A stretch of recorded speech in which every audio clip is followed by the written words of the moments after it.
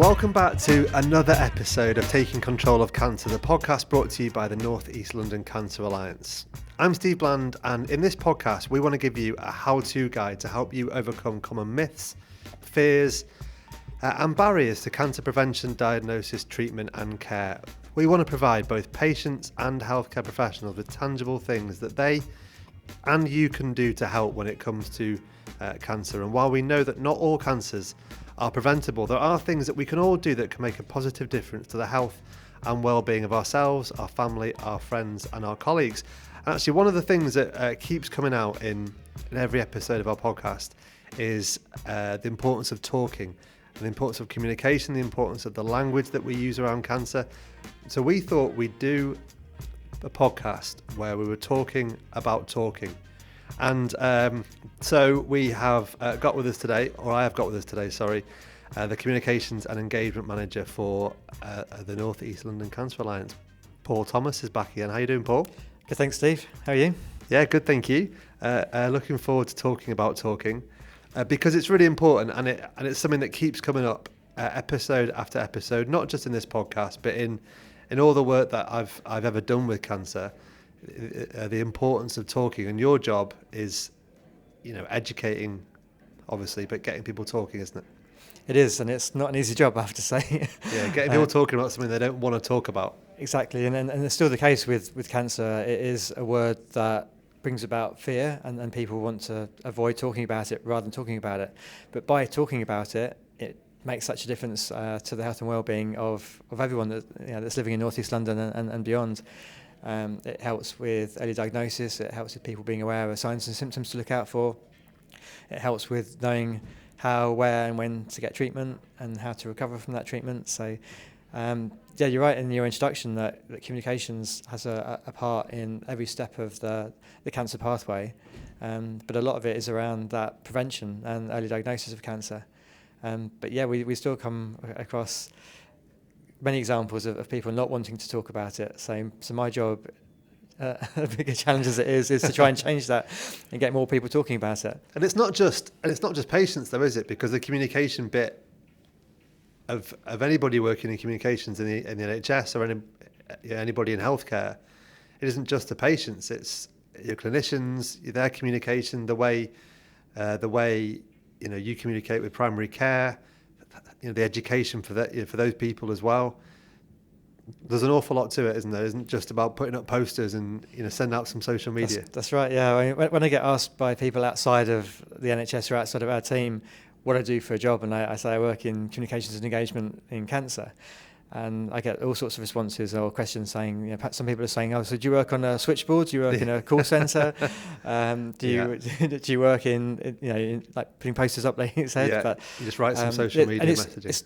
It's not so straightforward to explain what the kind of day-to-day job is, but it does cover all of our stakeholders in North East London. So working for residents, for patients, for primary care. So all our GPs across North East London, we have regular communications that goes out. Letting them know about changes in cancer, either the pathway or diagnostic techniques or how to access resources. Our secondary care, working with clinicians. If there's a new innovation, for example, use of artificial intelligence that we've launched for chest x-ray for spotting lung cancer sooner. It's kind of letting people know about what's happening, where to get more information, where to find out resources. There's also our website, our social media, and this podcast series as well, which hopefully is reaching more and more people day by day. So we're getting the message out there around cancer and around sort of the key facts really that people need to be aware of when it comes to kind of identifying signs and symptoms, the national screening programs, and we've still got a long way to go in improving the uptake of breast screening, cervical screening, bowel screening. I mean, you sort of downplayed your importance there a little bit. You said it's a part of the picture. I think for me, I come from a communications background. I think it's a absolutely enormous part of the picture because, we've talked in this podcast about, targeted lung health campaign. We're talking about mobile buses going out to do different screening programs and that kind of thing. Nobody knows about any of that unless you get your communications right. Like, nobody knows about all the innovations, all the incredible new new program, particularly around early diagnosis, if you don't tell them, and that's a bit of pressure on you, but just a little bit, yeah. It is a massive part of the picture, isn't it? It is, but there's something that doesn't quite make sense to me, Steve, and I wondered, it'd be good to get your thoughts on this as well. So you hear a stat that's used quite often, I think Cancer Research UK use it, around 1 in 2 people will get cancer in their lifetime. Yeah. If you look at the numbers and play that back to how many of their family, friends and colleagues will be aware of someone having a cancer diagnosis, that's a large population of the UK either having cancer or knowing someone that has cancer. Well, near enough everyone, really. It should be.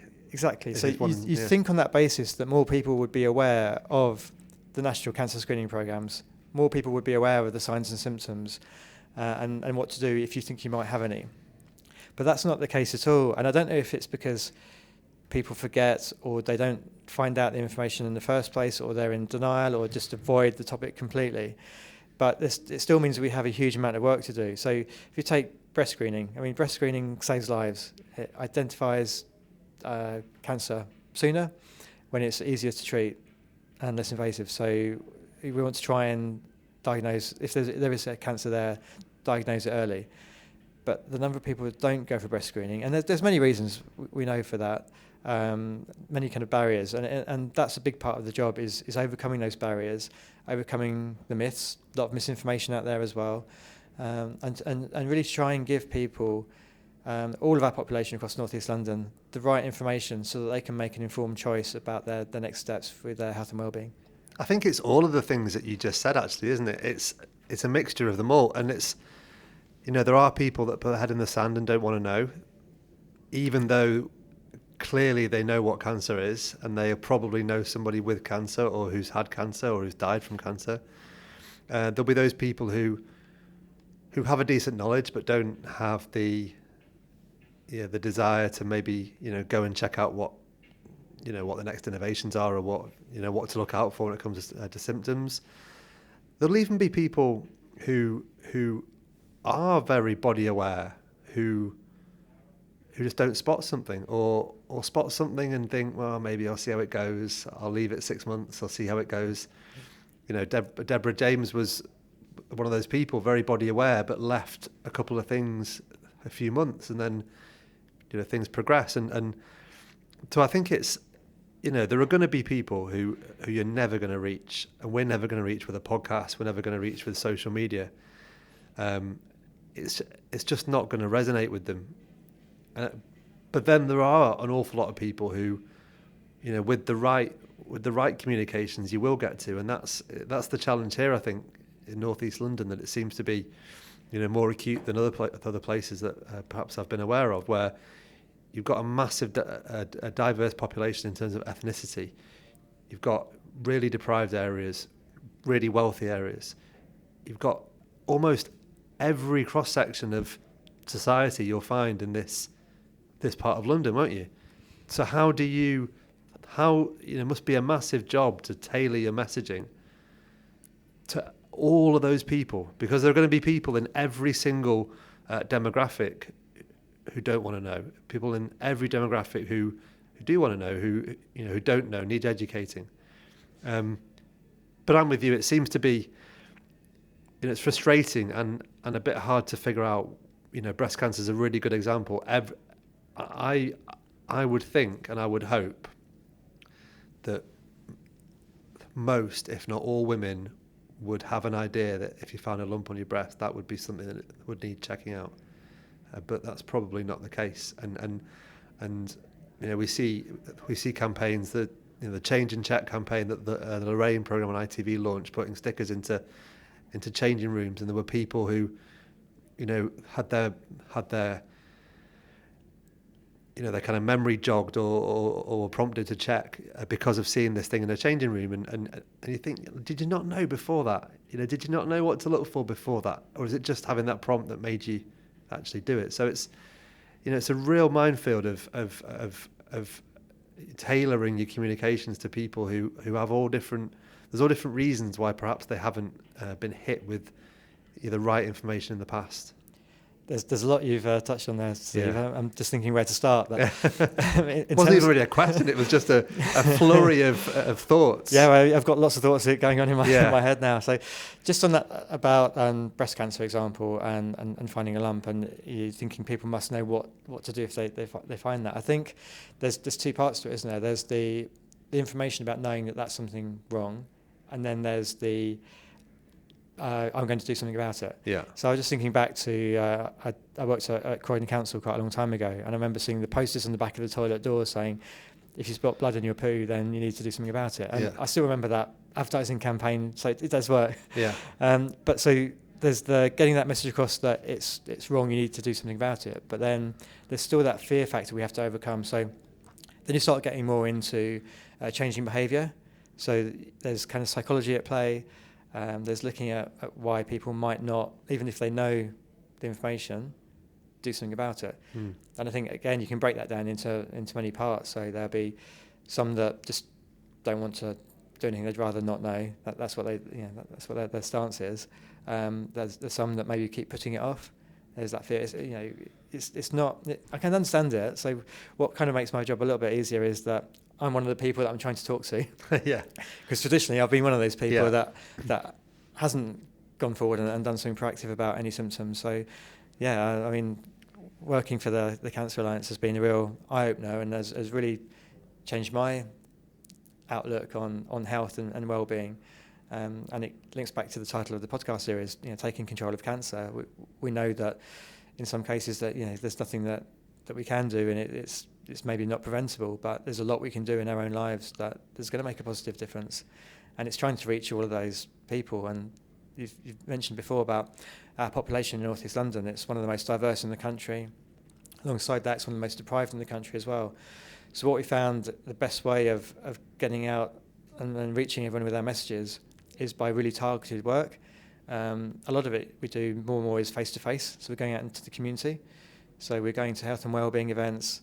We're taking stalls at different venues across each borough in North East London and talking to people and getting those conversations going, which is kind of what we're covering here. But I want to just highlight something that I found interesting and challenging as well. And with your marketing comms background, it'd be good to get your take on this, Steve.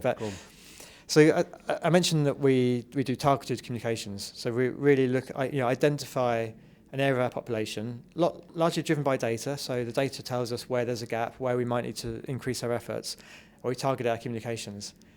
But in doing that, we do get sometimes quite a negative backlash from those that we're not targeting.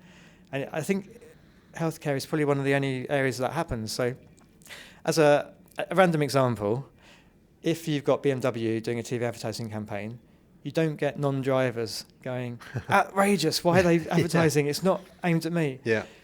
But if we're doing a targeted campaign to Black African and Caribbean community, we get backlash from those not in that community saying, why is it just for them? What about me? And we've had that with LGBTQ+ campaigns. We've got a fantastic campaign called Best for My Chest, which we've done in partnership with Outpatients, a leading charity in that area. And it's been developed and co-designed with the community themselves, so the messaging is really targeted at them. And we've had some great response, great results, and great feedback from the people we're trying to reach. But we're always going to get these comments from people that aren't in that space. So by trying to reach everybody, we're always, I think, going to come up against a little bit of a pushback. Does that make sense to you? But if they've seen the campaign, then it probably has had an impact on them anyway. So you would hope they engage with it.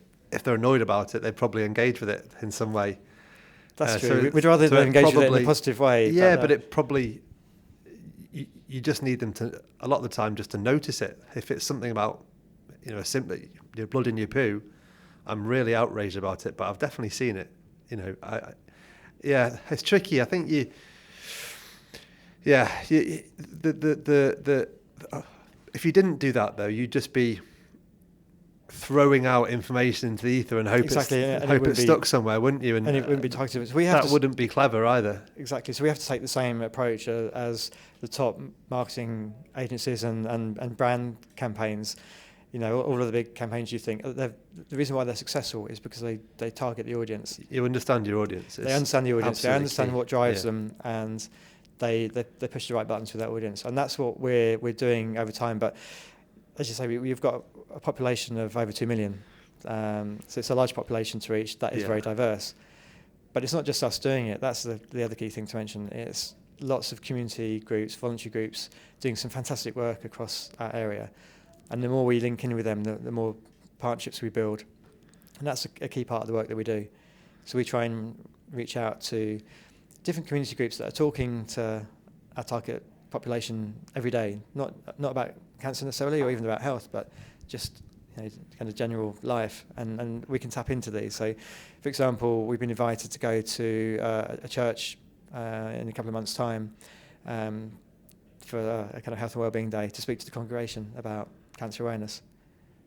We've done a similar event at a local mosque, and so that the audience there isn't kind of preparing for a talk on health, but that they're there in one room for us to go in and talk to and take any questions and reassure people. But so interesting. It's an ongoing piece of work because there's always more people to reach, but also people need reminding. Yeah. So even about the signs and symptoms of bowel cancer, we do a campaign and it raises awareness and people come forward and maybe speak to their GP. 2 years' time, they'll have forgotten what the key message. You see it with the spikes when somebody dies or like a well-known person talks about it. You see the spikes, don't you? And then they tail off, and it's how to maintain that interest. It is so interesting. Like you've got me thinking about that. My dad runs a charity in South Africa. He's involved with this charity where they use sport in townships to help kids off the streets and educate kids. And people had a go at them when they started the charity, saying, "Well, why are you not helping everybody in South Africa?" And his answer was, "Well, just because you can't help everybody doesn't mean you shouldn't help somebody." And I think it's probably managing your own expectations and realizing that you're not going to be able to help everybody. You're not, are you? I mean, you're not going to get everybody, 100% of people, to go to their GP when they find something. We're not, but that is our aspiration. So it's probably right, it's a tough ask. Unrealistic, isn't it? Like you're always going to get the people that put the head in the sand, who don't want to know. Yep. You're always going to get people who are really difficult to reach. That's not to say you shouldn't try and reach them, but there are going to be people that are going to miss out, or not perhaps not know or not be educated or not want to know.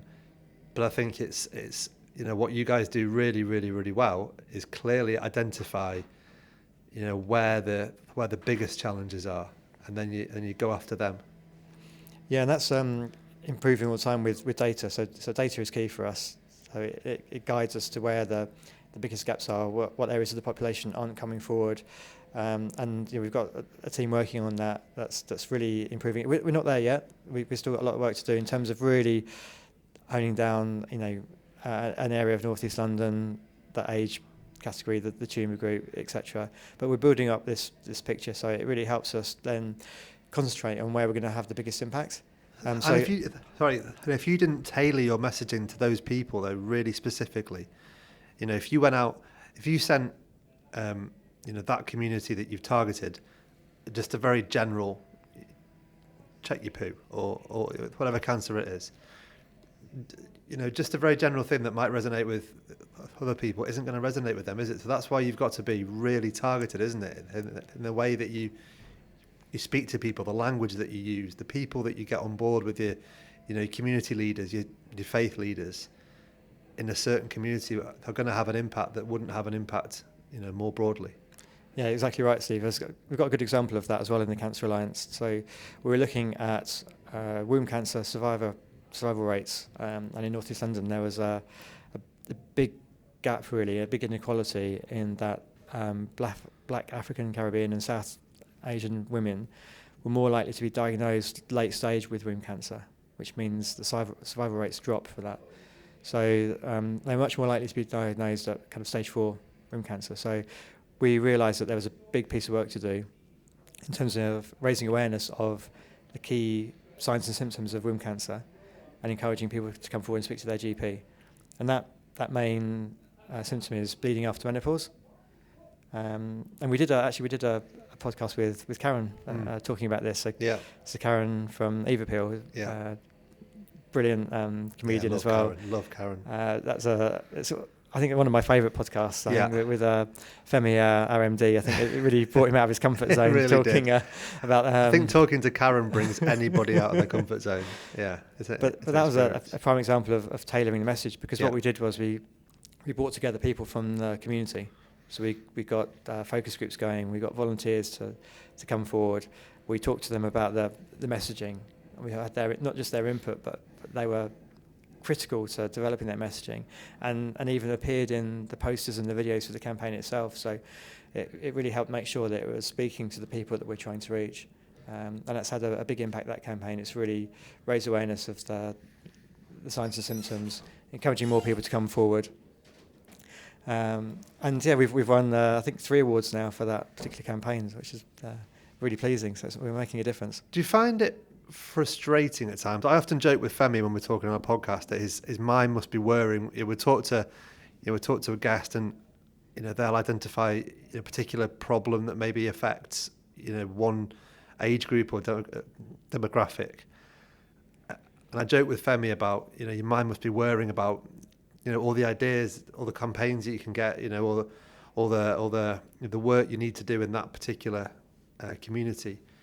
Does it get frustrating and hard that you can't get to everybody, that you have to actually pick and choose a little bit? Whereas, like you say, your ambition would be that everybody would understand what to look for when it came to every cancer.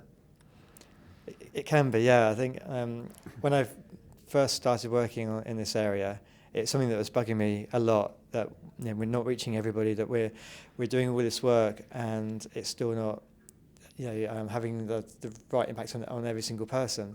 But I think if you think like that, you'll end up going crazy and feel quite downbeat. I think we've got to look at the positive impact the work is having. Yeah. And I had a really good conversation with a psychologist at Barts Health about one of our campaigns. I'll talk in a bit about it. It was the Targeted Lung Health Check program, and she gave me some really good advice. And she was saying, think of it more of you're trying to make sure that every patient has access to information for them to make an informed choice. Now, if their informed choice isn't coming forward, at least we've given them the information to make that choice. It's where it's frustrating is that gap, is where people don't know about it. So if they don't know that there's a screening program for breast cancer, or they don't know that they can come forward and speak to their GP with symptoms of blood in their poops, that's I think what we've got to do. And to do that, we've got to make it as accessible as possible. Now, we're backed up by some fantastic national campaigns and regional campaigns that kind of raise general awareness of either signs or symptoms, or there's been some big bowel screening campaigns with, I'm not a big TV person, but it was 2 TV celebs, Alan Titchmarsh, is it, as Gardner? Yeah. And someone from DIY program, Tommy, is it something? Oh, yeah.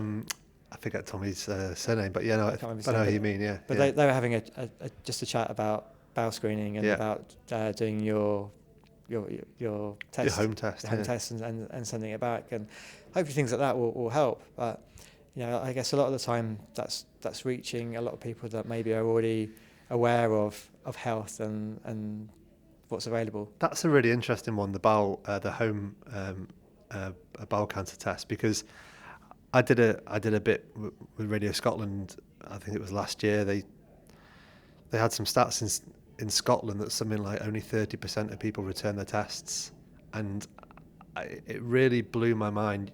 That you're getting the test in the post. I mean, there's only so much you can do with people, isn't there? In terms of educating, you're literally getting the test in the post with your instructions, and you're still not sending it back. So I guess that's the way you manage your own expectations, isn't it? That actually if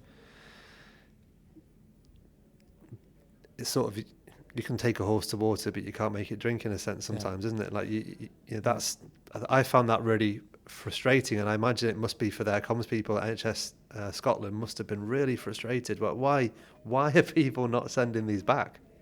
Yeah, I mean, yeah, I think it's shocking the stats there you mentioned, but I think we've all got a part to play in this. It's not just myself in comms for a Cancer Alliance. It's each one of us, and what we're talking about now is how do we get those conversations going. So I've noticed a change amongst my parents' generation, where previously they may not have talked about their health so much, but with the bowel kit, they always talk about that with their friends. So they call it poo sticks.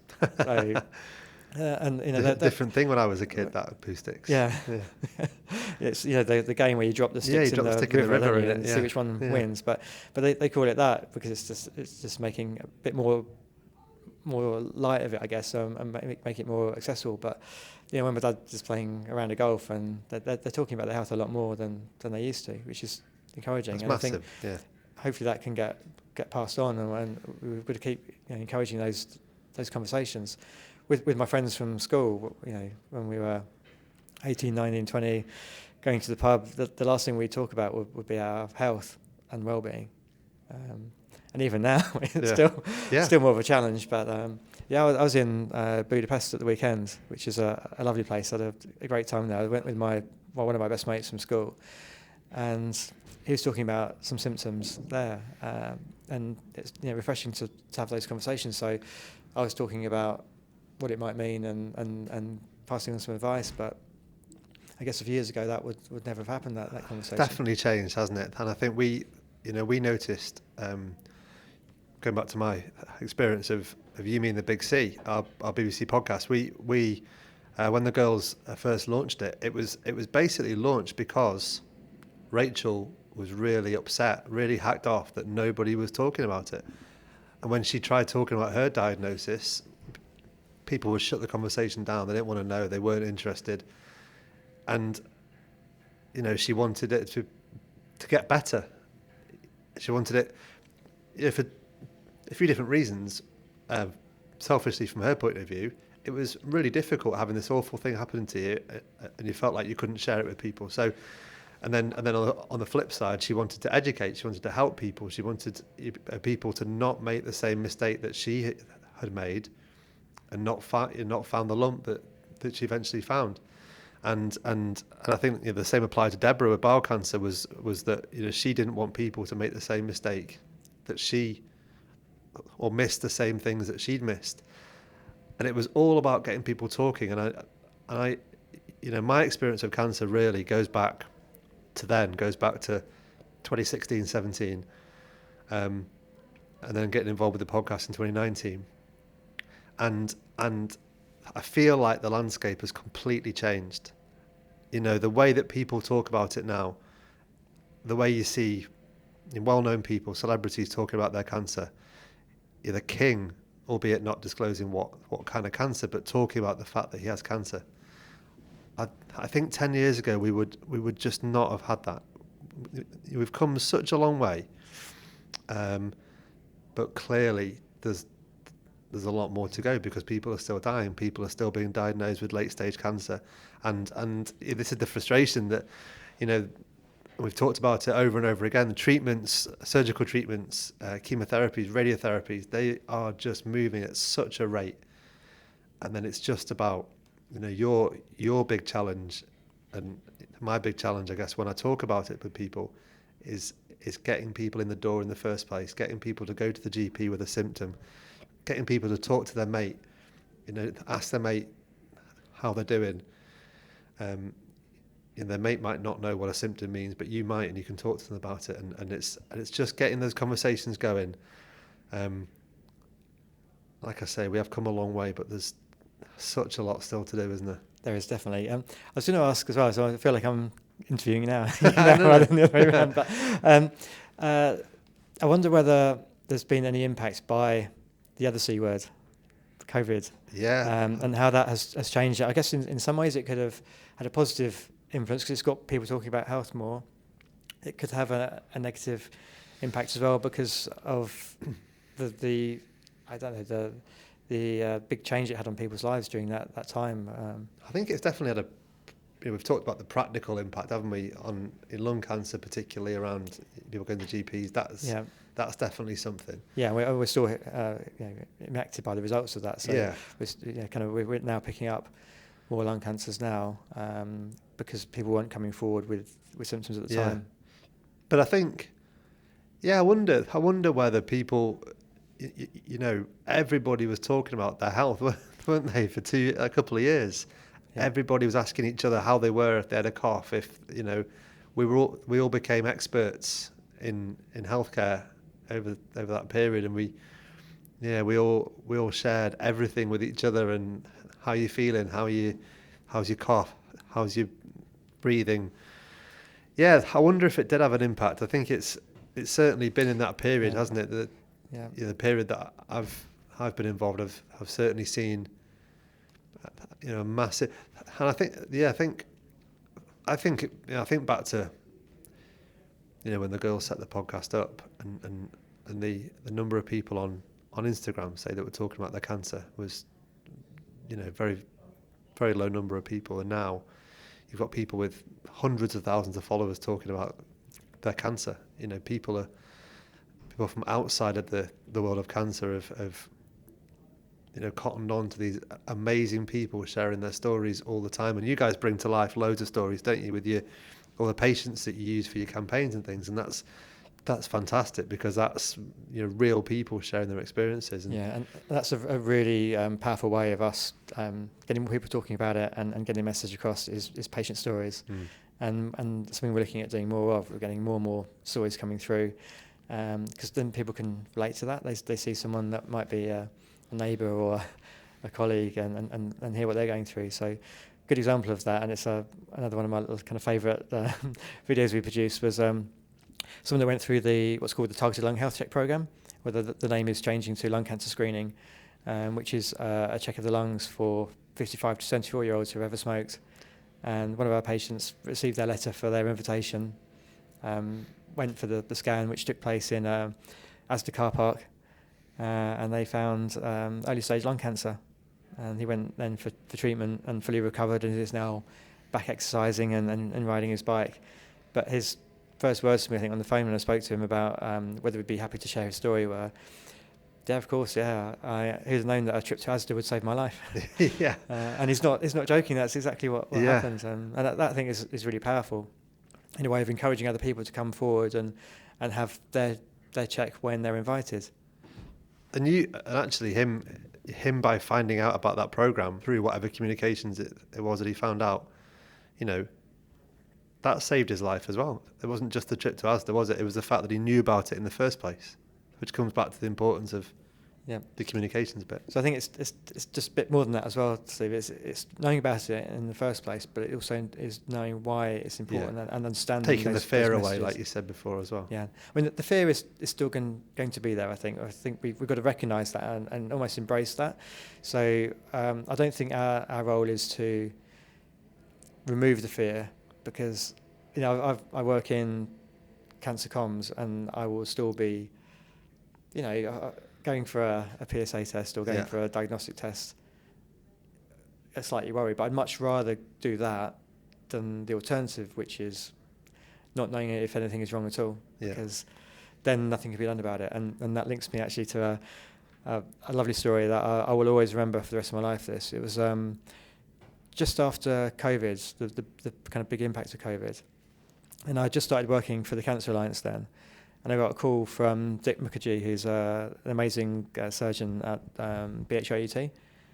And it was almost like a cry for help. I could hear the sadness in his voice, saying that, "Paul, what can we do? There's people aren't coming forward with cancer symptoms. So they're kind of just getting worse at home." He said, "I know I can help them. I'm able to treat them, but they're just not coming forward." So we worked on a video.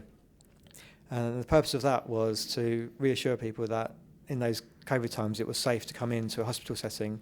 You weren't draining the resources of the NHS. We're here for you to help you. And the important thing is coming forward.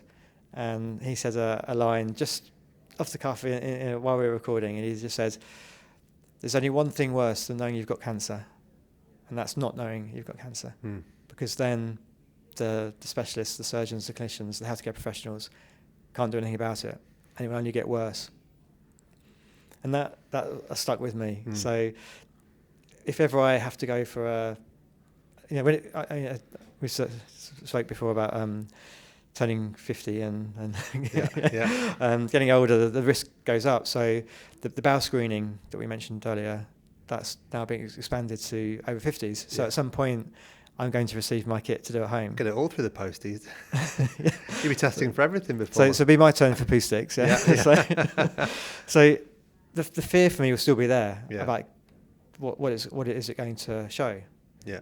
But I know that it's much more important to return that kit than by doing nothing. Doing nothing is the worst thing that I could possibly do. That messaging was like really simple, isn't it? That line that you gave there. That's really simple, and I think that's maybe something that's worth talking about. The actual language that we use, that you use it in your communications, the language like really gets to people, doesn't it? You've got to tailor your language to the people that you're talking about, and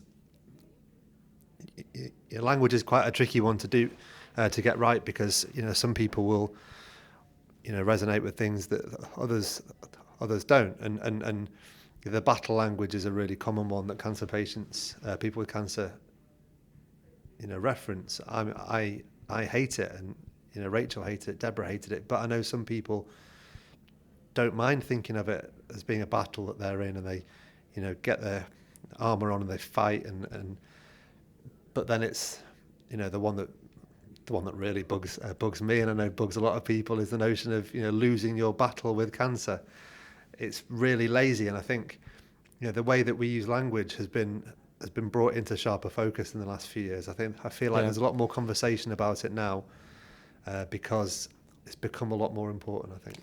Definitely, totally agree. I think losing the battle with cancer, it's almost putting blame on the individual. I think which is totally wrong, and I think we have to be careful about language, and like you say, though, at the same time recognise that one word to one person means something else to another person. Yeah. I know we've spoken before on podcasts. I think one of the early ones we did was about the word journey, and again that's something that people aren't so keen on, but I've heard it used a lot to describe by patients themselves talking about their journey. Yeah. So some like it, some don't, and I think it goes back to what we're saying about that really targeted messaging. Yeah. So the best way of getting it right is by talking to our patients and our patient groups and our focus groups, and asking them, what works for you. And it might work for that one group, but we can't then just immediately think, we'll roll that out to a wider reach. We'll have to again adapt it and change it and evolve it. And obviously at the same time in North East London we've got the fact that English isn't the most the first spoken language in like 25% of households in North East London, I think it is. In one borough alone we've got well over 100 languages spoken, and then even then you've got the challenge that some of those languages have very, very many different dialects, or they're only spoken, they're not read or written. So huge challenge there. We do have a lot of tools though to help us. Now with technology, we've got our website which has got something called Recite Me that we use, which can translate the pages automatically into over 200 languages. It can read out the page in over 100 different languages. You can change the font size, you can change the colour scheme, you can change the look and feel of the website according to your accessibility needs. So things like that, click of a button, it can do that for us. There's some great work going on in diagnostics and treatment around kind of translation tools and apps, where a patient whose first language isn't English will be able to speak into the app, ask the question, and it will come back in their language. So technology is really helping. We still know that the face-to-face really helps as well. Is a key, and that's where we bring in kind of trusted leaders in the community. So going out and speaking in their language from people within that community. So I think it was might even be this week we're doing an event with a Somali group of over 50s, and we're talking about bowel screening actually. So sending in the bowel kit back. Yeah. But we've got a Somali translator there. Right. So it's spoken in the language of the people that are there. So that should have more of an impact. There is also, aside from different communities, different ethnicities and things, there's also a massive challenge in actually the way we communicate now is changing, hasn't it? And I'm in my mid-40s, you're a little older. Thanks, Steve. Yeah. But it remind me. But even going back 5 or 6 years, I remember when the girls first pitched an idea for a podcast about cancer. That was no chance. No one's absolutely nobody will listen to that. The way that people want to be communicated to is changing, hasn't it? And the reason I brought up our ages was because we're not really the TikTok generation, are we? We're only barely the Instagram generation. How do you embrace the kind of new ways of communicating with people that I think you probably have to get into? I think it's exciting. I think it makes our job, okay, maybe there's more work, but it gives so many more opportunities looking at the different channels that are coming forward. And you mentioned TikTok, that's a new channel for us as a Cancer Alliance, but we have a presence on TikTok now. We use Instagram and Facebook, LinkedIn, Neighbourhood app, Nextdoor, YouTube. But at the same time, we always have to come back to understanding that not everyone is on all of these social media apps and even looking at websites. So we still would do the traditional way as well alongside that. So we have our patient leaflets, we go out to events and hand them out to the community. We have easy read versions, we have accessible formats. But who knows what's going to be the next big big channel. There's some things that I think a bit beyond me. So Snapchat, I have been on, but I've not really used. You and me both, Paul. There's another one where you take a selfie, but you also take a picture of what you're looking at. So I don't know. I can't remember what it's called, but we're sounding really, really old now, aren't we? Yeah. So you sent the picture of you and the picture of what you're looking at to a friend, and I think they had to then do the same. Right. At that point in time, so it's like a snapshot of where you are, and you're sharing it with friends, so they can see. Hard to keep up, though, isn't it? And I think this comes down to, who you're talking to, doesn't it? Though as well, tailoring your content, tailoring your messaging, tailoring the way you communicate with different people. Young people, we know now, don't really check their emails and stuff like that. They get everything from TikTok and channels like that, and that like I said, it comes back again to the way that you guys are tailoring your messaging, and this podcast is a good example of that, of the way YouTube videos, that kind of thing. What final kind of thought? What is in your to-do list? What does your next year look like in terms of the way that you're adapting and evolving the way that you communicate? Wow.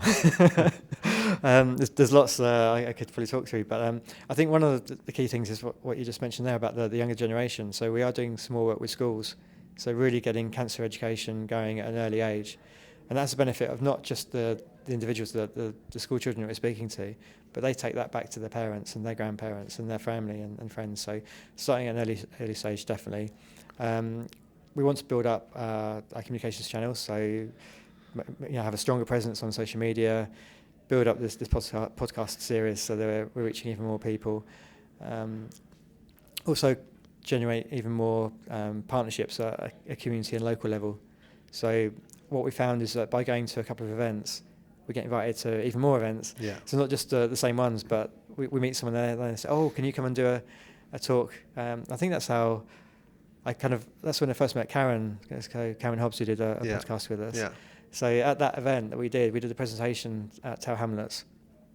We then got invited to join the London Bangladeshi Health Partnership Summit, and then we had Caroline Cook, our early diagnosis program lead, doing a talk on breast screening in front of a packed room. Old-fashioned relationship building, isn't it? Like it is, to people it just snowballs then. So you're reaching more and more people each time, and by word of mouth, that's spreading. So I think I said before, it's not just us in comms that have got this responsibility. It's every one of us as individuals.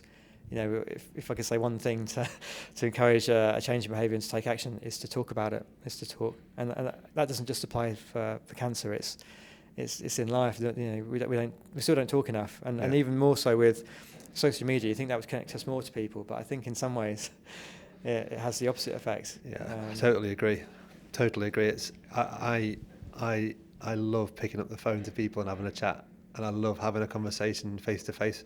That's what, that's why when we set this podcast up, I said I wanted to do it face to face, because we have such a better conversation when we talk face to face compared to over a Zoom call or whatever. Yeah. That's a really interesting point about having a phone conversation, because it's changed, and I'm guilty of this as well. But I remember the days when you had the old dial telephones, and being at home, if the phone rang, it's excitement in the house. Like, who's it going to be for? Is it going to be for me? Yeah, I want it to be for me. I want a friend to call me. Now, like, if someone phones without a planned call, you're thinking, why is someone calling me? We didn't arrange a call. It's almost like an intrusion in your life. Whereas before, it was very exciting. It was like the person that took more calls was seen as being more popular and having more friends, and it was a really positive thing. So I think now, with MS Teams and Zoom, it's almost like everything is scheduled. Everything has to have a time. You can't just have a kind of a spontaneous conversation so easily now. I wonder how we ever met up with each other before we had mobile phones and text messages and things. I often wonder that as well, especially. How did anybody meet on a night out or for a work thing or I can't remember how it. I had to phone my friends' parents before to find out where they were. We had to kind of from a payphone. Yeah. If you saw someone, it's by chance. Luckily by chance. I feel like we could talk forever, Paul, but that's.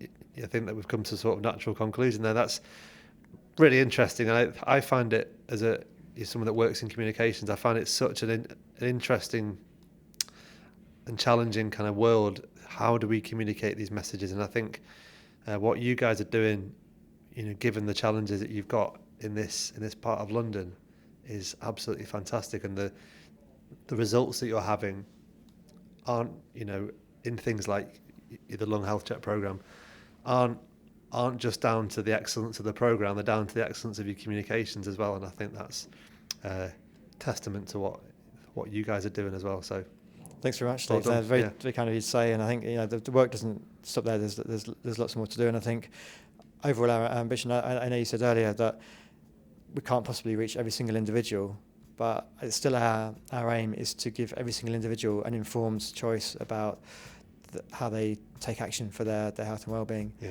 And really alongside that is changing the perception of cancer. Let's not shy away from that word, but let's try and make cancer mean different things now, given the advances in treatment, even in diagnostic tools, and what we know about how to prevent it as well. So it's definitely changed, but so let's make the conversations change about it as well, and let's have more conversations about it. 100%. I could not agree more, Paul. Another fantastic episode. Thank you very much. Thanks, Steve. Good to speak to you.